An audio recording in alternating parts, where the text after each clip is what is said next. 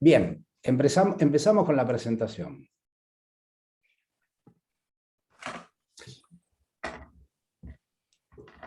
La Organización Mundial de la Salud presentó en el año 2016 este estudio en The Lancet, ¿sí?, donde hacía una nueva evaluación del costo global de las enfermedades.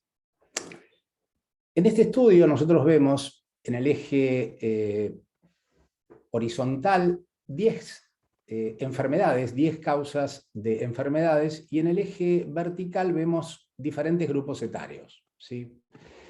Lo que yo quería mostrarles es que en esta particular medida que la Organización Mundial de la Salud tiene a través de los años globales vividos con una enfermedad discapacitante, vemos ni más ni menos que una cantidad de enfermedades psicopatológicas, las que a nosotros nos toca atender habitualmente, ¿sí? Ansiedad, depresión, trastorno bipolar, enfermedad de Alzheimer, esquizofrenia. Y nosotros solemos decir que habitualmente nuestros pacientes con enfermedades psiquiátricas severas, crónicas, suelen vivir 10 años menos que quienes no las padecen.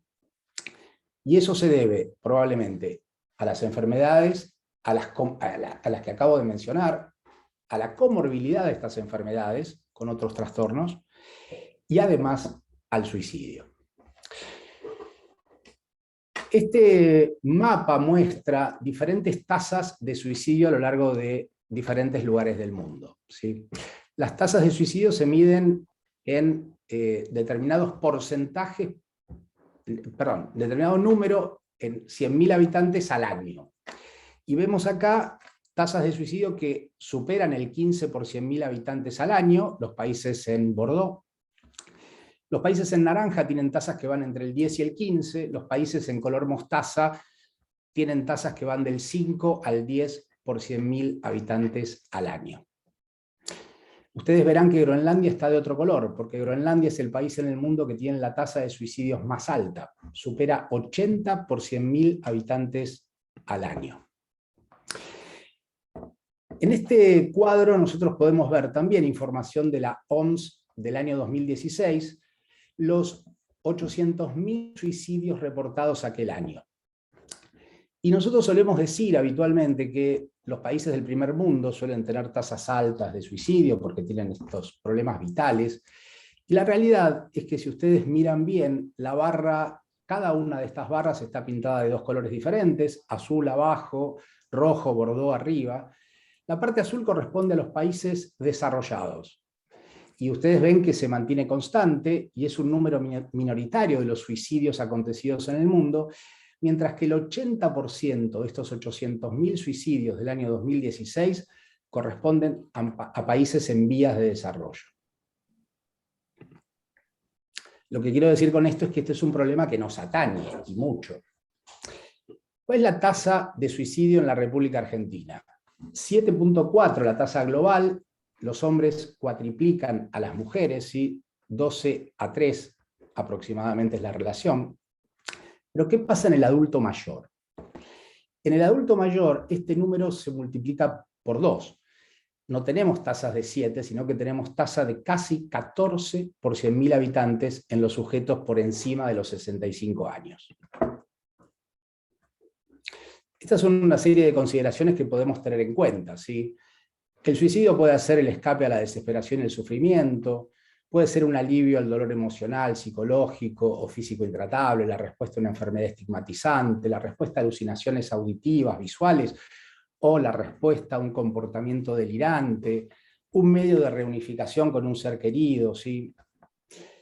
Pero lo cierto para nosotros es que el suicidio es un grave problema de salud pública mundial y es un grave problema en la clínica cotidiana. El suicidio se encuentra entre las 20 principales causas de muerte en el mundo. Y para que ustedes tengan una idea de la importancia de esto, supera a los muertos anualmente por malaria, supera a los muertos anualmente por cáncer de mama, supera a los muertos anualmente a causa de las diferentes guerras en el mundo o de los homicidios. Yo ya se los mencioné, del año 2016, esta información de la OMS decía que había algo así como 800.000 suicidios al año. Hay que tener en cuenta que En muchos países existe un subregistro del número de sujetos que cometen suicidio, pero más o menos podríamos decir que la estimación es 1 millón de personas todos los años. Y algo que es tan importante como ello es que se multiplica por 10 o por 20 cuando pensamos en aquellos sujetos que intentan quitarse la vida, pero no lo consiguen. Y otro dato que parece también muy importante es que cada suicidio consumado deja al menos 6 personas afectadas profundamente a causa de este hecho. Después Fernando me va a hacer una pregunta en relación a si nosotros, los profesionales, estamos incluidos entre esos sujetos afectados.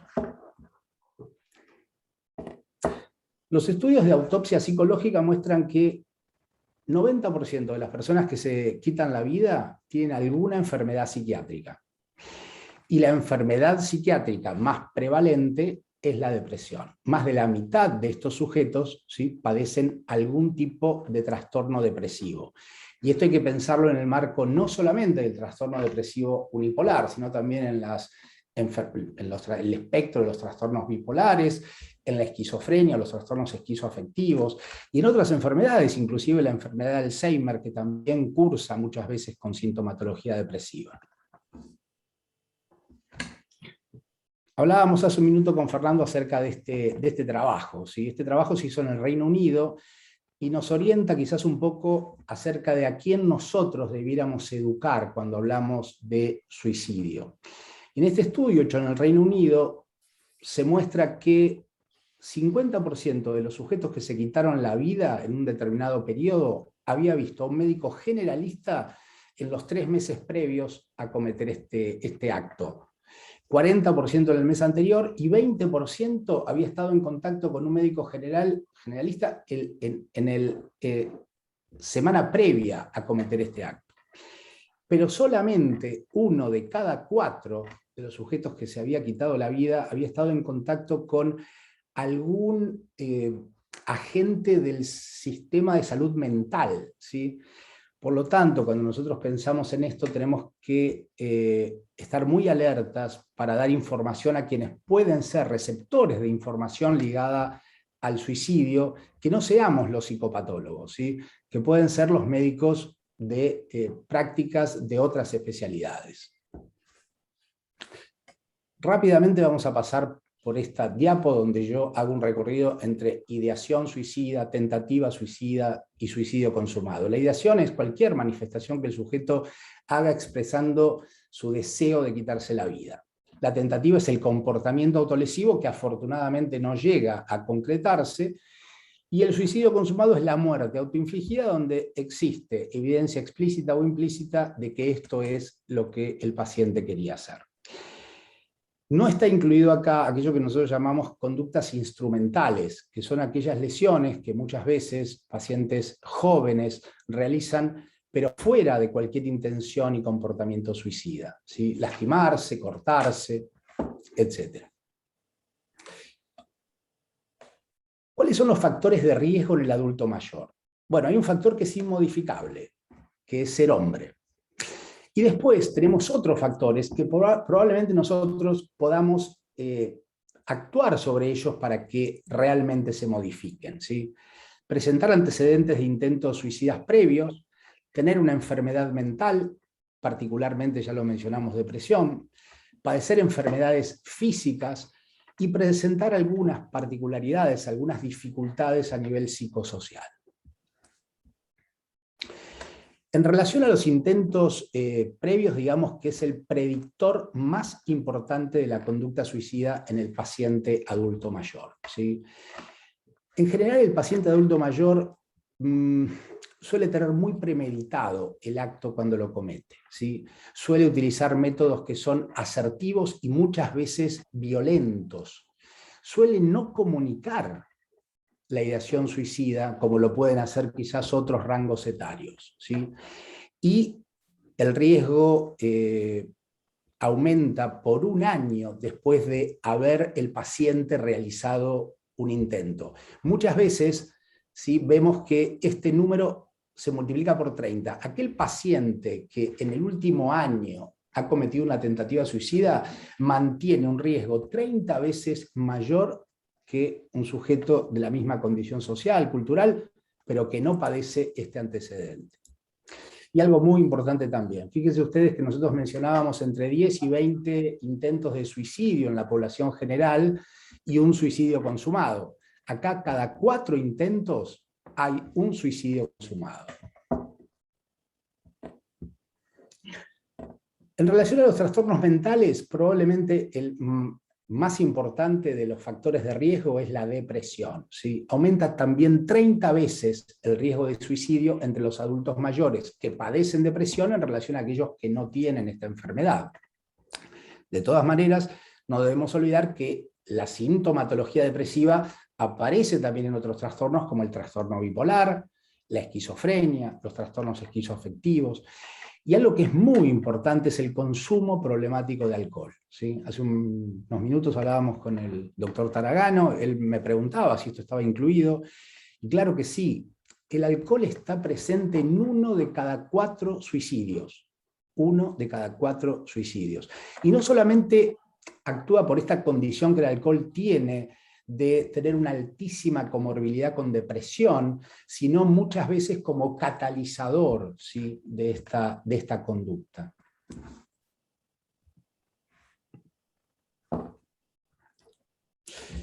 Padecer enfermedades físicas también aumenta el riesgo, ¿sí? Y fíjense ustedes que cuando uno analiza a los pacientes mayores de 65 años y ve qué porcentaje de los pacientes de esa edad que cometieron suicidio padecen enfermedades físicas, este número llega al 80%.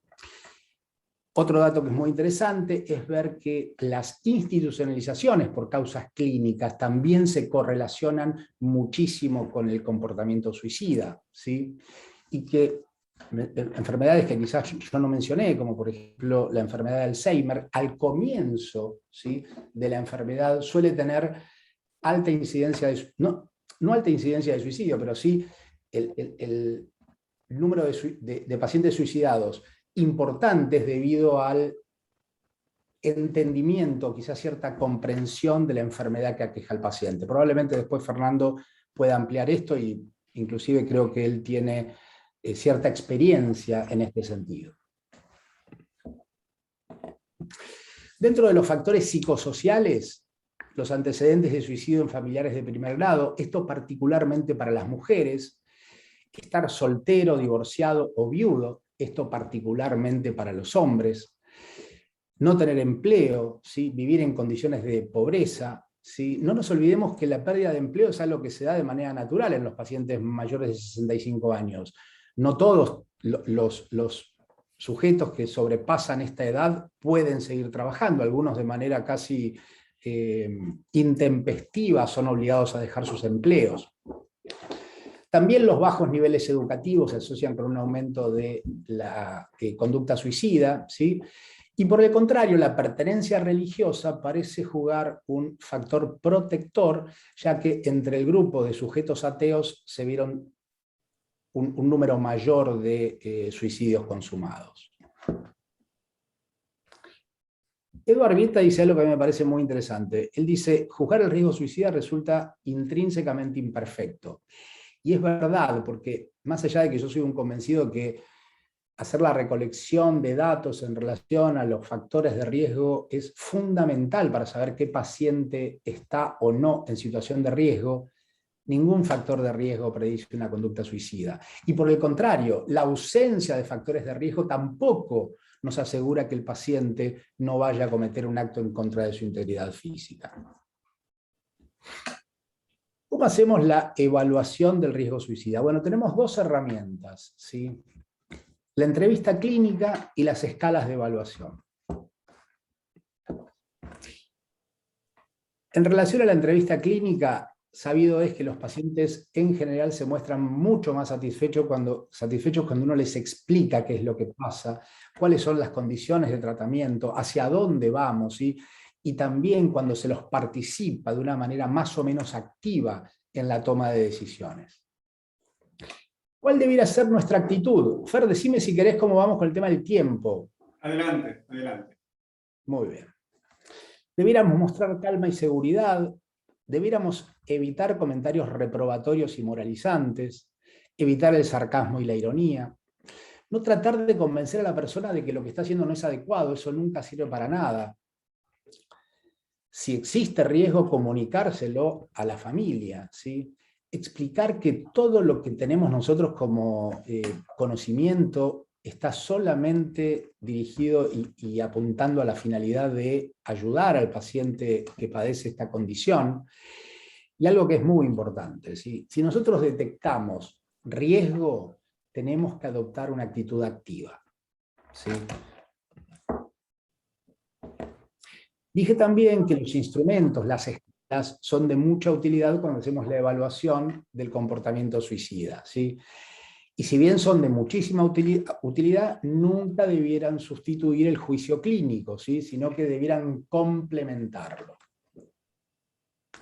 Yo les voy a mostrar algunas nada más, un par de escalas, pero todo esto ustedes lo pueden encontrar, es muy sencillo, pero me parece que es importante mencionar, por ejemplo, que estos instrumentos nos permiten muchas veces, cuando tenemos dudas, tomar decisiones. Esta es una escala que se llama SAD Persons, tiene 10 ítems y cada ítem puntúa con 1. Entonces, género masculino, edad, fíjense ustedes, menores de 20 o mayores de 45 años, presencia de sintomatología depresiva, intentos previos de suicidio, abuso de alcohol, ausencia de pensamiento racional, apoyo social inadecuado, tener un plan elaborado, no tener soporte de pareja o tener problemas de salud clínica, puntúan cada uno, como les dije, como uno y nos permiten determinar que entre 3 y 4 puntos positivos estamos frente a un paciente que puede tener cierto riesgo.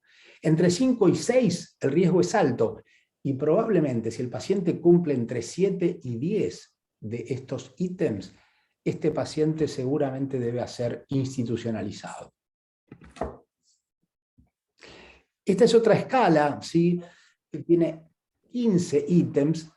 Cada pregunta es respondida por sí o por no, y también tiene una puntuación de corte donde de estas 15 preguntas, 6 preguntas positivas nos acercarán a un paciente que está en situación de riesgo. Hay muchas escalas, todas se encuentran disponibles. Si tienen alguna duda con eso, yo puse mi mail al comienzo, lo podemos repetir después, se comunican conmigo y yo les puedo pasar la data. Creo que tener un instrumento válido en este sentido es sumamente importante. ¿Cuándo debiéramos pensar nosotros en riesgo suicida? Siempre que hacemos una evaluación psiquiátrica, ya sea ambulatoria o en internación. Cuando un paciente se presenta en crisis a un servicio de emergencia, ya sea emergencia clínica o emergencia de salud mental. Cuando observamos un cambio brusco, dramático en la evolución del paciente. Cuando el paciente, lejos de mejorar, empeora. Cuando un paciente ha presentado una situación de estrés psicosocial importante, relevante.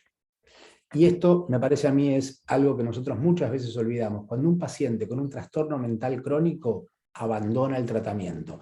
No lo abandonemos nosotros al paciente, averigüemos de qué se trata y por qué el paciente no está viniendo a consulta, porque que el paciente no nos haya llamado en 1 o 2 consultas programadas con él no implica ni que haya desaparecido y mucho menos que, si era un paciente de riesgo, haya desaparecido el riesgo. ¿Cuáles serían las recomendaciones generales? Promover la formación de una alianza terapéutica sólida, fundamental, y valorar de forma conjunta e integral todas las estrategias que tenemos a nuestro alcance, psicosociales, psicoterapéuticas y farmacológicas.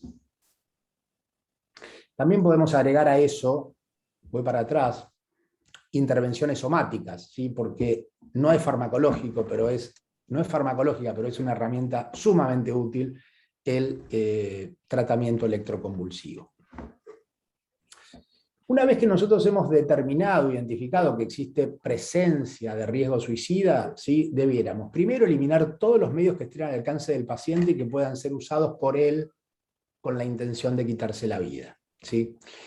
Debemos garantizar la seguridad del paciente y de su familia, ¿sí? Fíjense ustedes qué contrasentido hoy, cuando escuchamos todo el tiempo situaciones de riesgo que no terminan de resolverse, entre otras cosas por nuestra dichosa ley de salud mental. allí deberemos pensar quizás en institucionalizar al paciente, y muchas veces lo deberemos hacer en contra de su voluntad. Y en ese momento implementar un tratamiento, ¿sí?, para cualquier trastorno psiquiátrico existente, porque como les mencioné hace un rato, el 90% de la gente que finalmente se quita la vida tenía alguna enfermedad psiquiátrica. ¿Cuáles son las herramientas? Y no voy a hacer más que mencionarlas para el tratamiento de la conducta suicida.